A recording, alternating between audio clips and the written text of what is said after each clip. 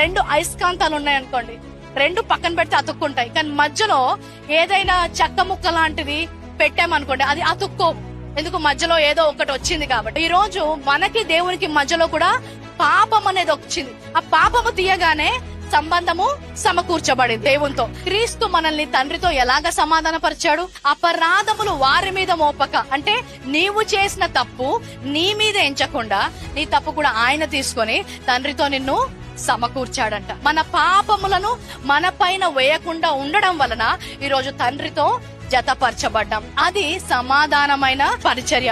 ఇదే వాక్యము మనకు అప్పగించబడింది. ఏంటి? ఏ సమాధానం అయితే మీరు పొందారో అదే సమాధానములోకి ఇతరులను నడిపించే బాధ్యత మనకుంది. ఎలాగ నడిపిస్తాం మనము? క్రీస్తు ఏ విధంగా అయితే అపరాధములు మోపకుండా సమాధానాన్ని ప్రకటించాడో, వాక్యం అనే ప్రత్యక్ష జ్ఞానము ద్వారా నా పాపములు నా అపరాధములు నా మీద మోపబడలేదు, కానీ క్రీస్తు మీద మోపబడ్డాయి. నేను తండ్రితో సమకూర్చబడ్డదానను.